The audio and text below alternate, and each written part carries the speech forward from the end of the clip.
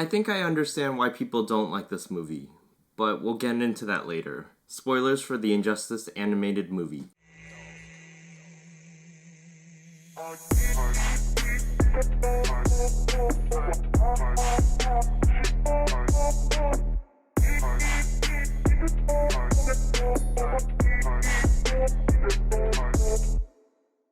And for context, I've played through both Injustice games, and I've read enough of the comics to get through whatever this movie was striving to cover. And that there is where I think people are mad.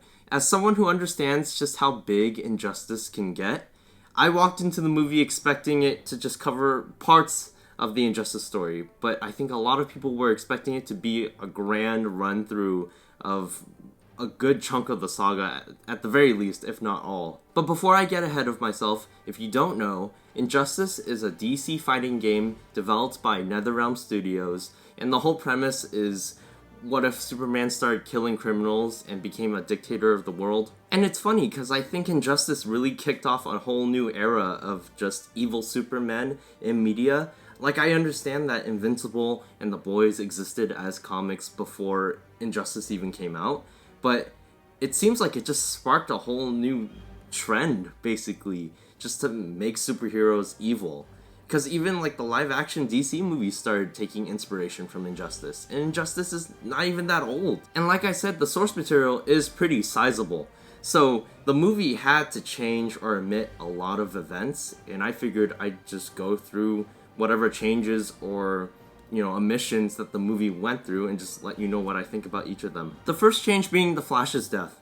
Yeah, this is a bad change, because people love the Flash, I love the Flash, and seeing him interact with this world, just how he reacts to everything is very interesting, and in the first game he goes through an arc, so omitting him, especially when you replace him with Mr. Terrific, basically, it's just not... Why?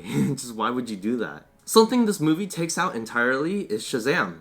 Perhaps even worse than just being on screen for a little bit and then dying, Shazam is nowhere to be found. And Shazam's pretty important because, Billy Batson is such a pure character, and he was easily poorly influenced by Superman because Superman is one of his role models. And Shazam eventually learns to stand up to Superman. Obviously, he dies in the game.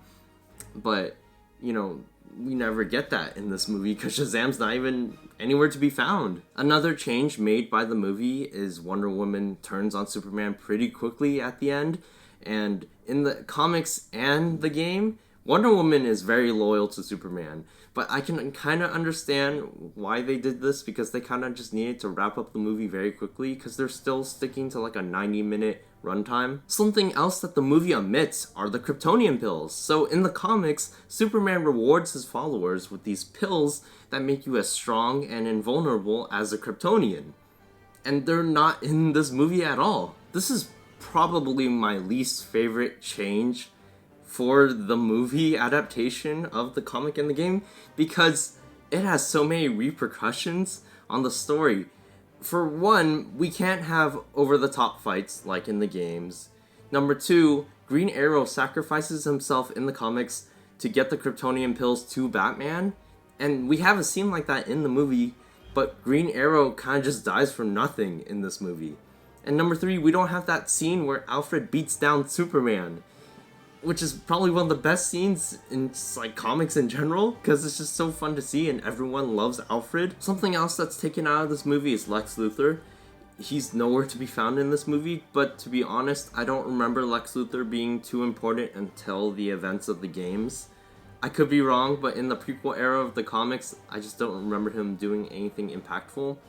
And I expected this movie just to cover the prequel era of the comics, which it kind of does, but then it crams in the ending of the first game at the end of this movie, which makes no sense without the build-up of the game, so it's kind of like Lex shouldn't be in the story quite yet, but he should.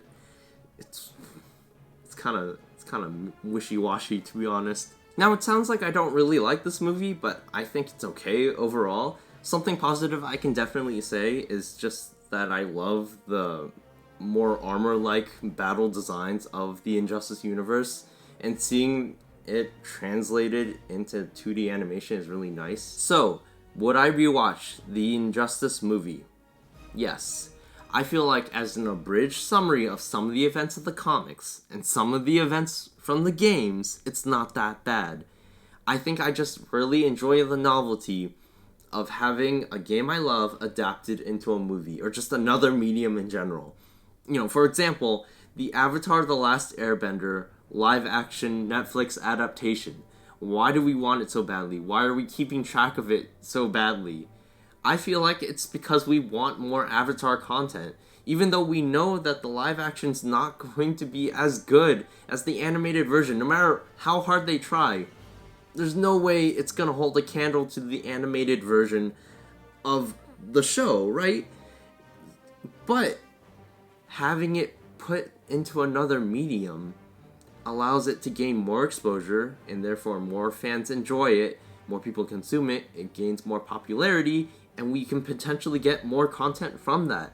And I hope that just continues to happen with Injustice. Although it doesn't look like this movie's gonna get a sequel because they kind of wrapped up the story really quickly and just abridged it, like I said.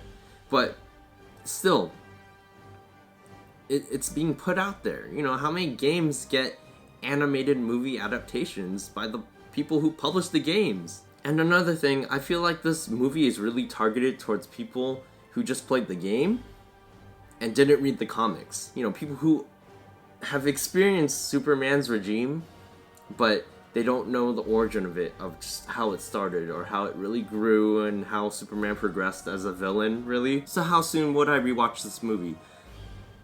I'm honestly not really in a rush to rewatch this movie, but, you know, if, like, a friend went up to me and was like, hey, how was the Injustice movie? And I was like, if you have 90 minutes, like, we could just sit down and watch it. Like, if it was the next day, I'd be fine with just showing them the movie. It's fine. And that's gonna be it for my review of the Injustice animated movie. Let me know what you thought about it in the comments below. Give this video a like if you enjoyed my opinions about the movie. Remember, it's opinions. And make sure to subscribe if you want to hear more from me regarding other movies, such as Army of Thieves, which is the next thing I'm going to be reviewing next week.